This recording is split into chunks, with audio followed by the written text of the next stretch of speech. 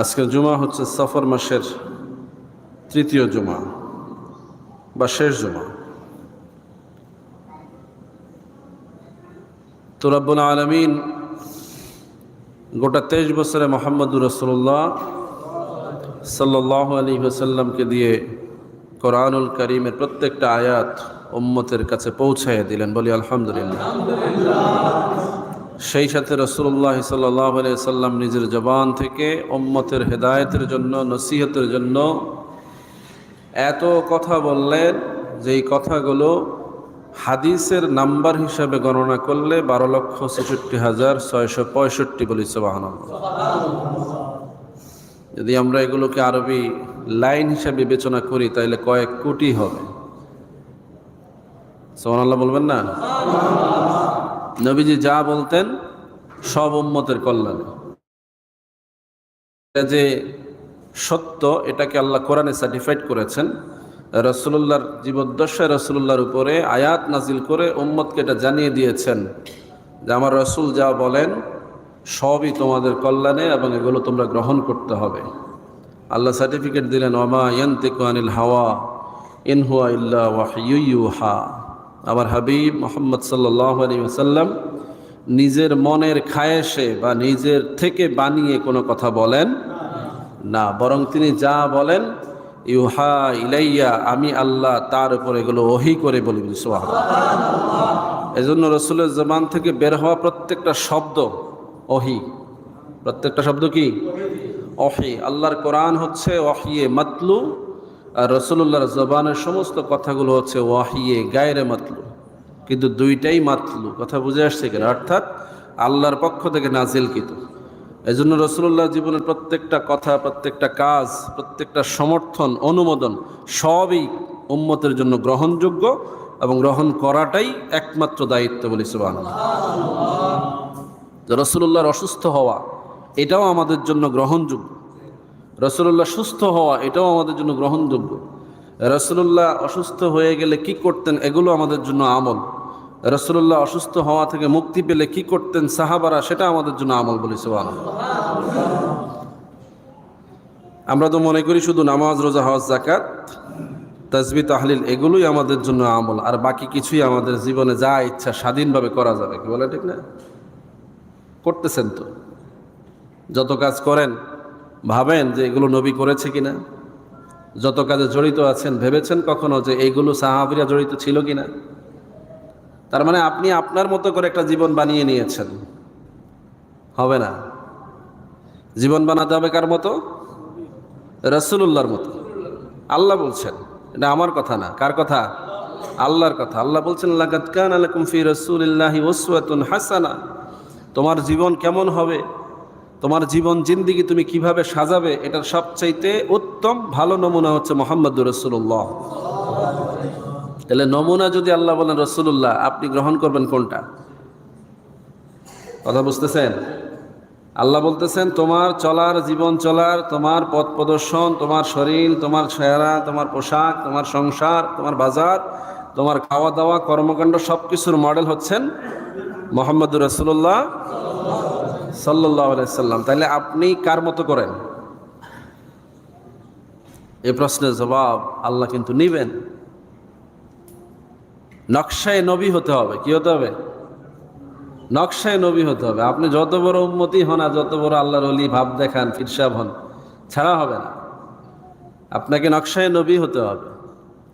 ত্রুটি থাকতে পারে, গাফলতি থাকতে পারে, কিন্তু আপনি ইচ্ছা করে গাফলতি করবেন, ইচ্ছা করে সুন্নতকে ইনকার করবেন, ইচ্ছা করে ফরজ ছেড়ে দেবেন, ইচ্ছা করে হারাম কাজ করবেন, আর ভাববেন আপনি উম্মতের কাতারে আছেন।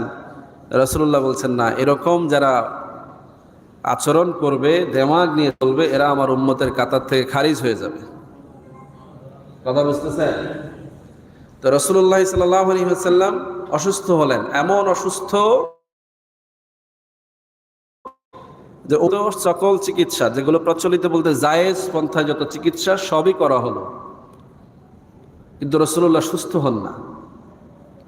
দীর্ঘ সময় হয়ে গেল, সাহাবীরা অস্থির হয়ে গেলেন। সাহাবীরা কোরআন আয়াতগুলো গবেষণা করা শুরু করলেন। ইতিমধ্যে রাসূলের উপরে সূরা নসর নাজিল হয়ে গেছে।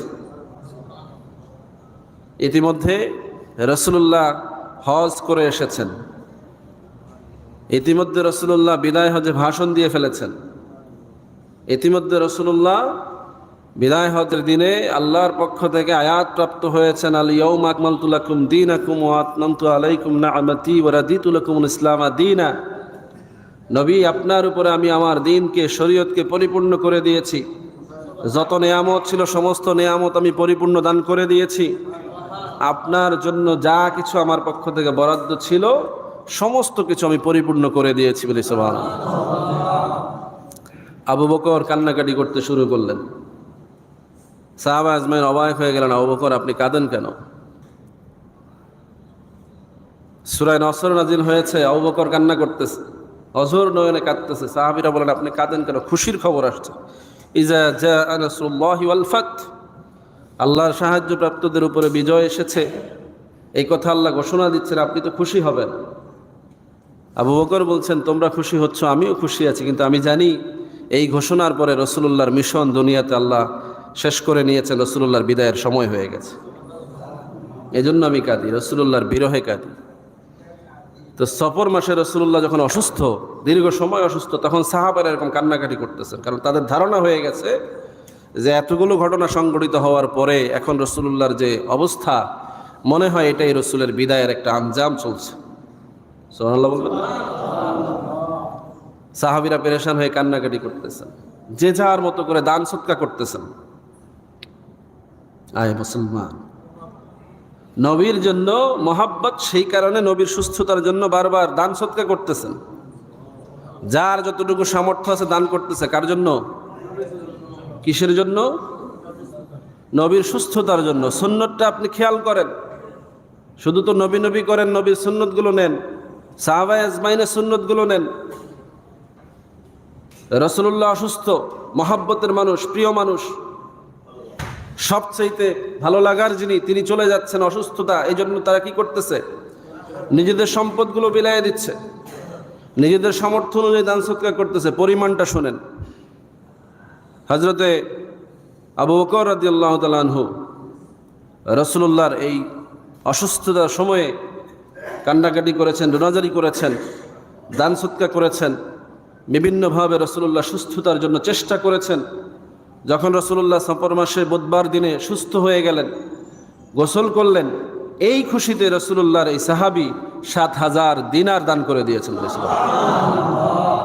এর আগে কতটা দান করেছে আন্দাজ করে নেন। সুস্থতার জন্য কত ব্যয় করেছে, সুস্থ হয়ে যাওয়ার পরে খুশি হয়ে কত ব্যয় করছে। রাসূলুল্লাহ সাহাবী হযরত ওমর রাদিয়াল্লাহু তাআলা আনহু ৫,০০০ দিনার দান করে দিলেন। রাসূলুল্লাহ সাহাবী সবচাইতে ধনী সাহাবী হযরত ওসমান যিন্নুরাইন রাদিয়াল্লাহু তাআলা আনহু ১০,০০০ দিনার দান করে দিলেন। হযরত আলী রাদিয়াল্লাহু তাআলা আনহু সবচাইতে গরীব সাহাবী, রাসূলুল্লাহর জামাই ৩,০০০ দিনার দান করে দিলেন। আব্দুর রহমান ইবনে আউফ, রাসূলুল্লাহর আরেক সাহাবী, অনেক উটের মালিক ছিলেন, ১০০ উট দান করে দিলেন।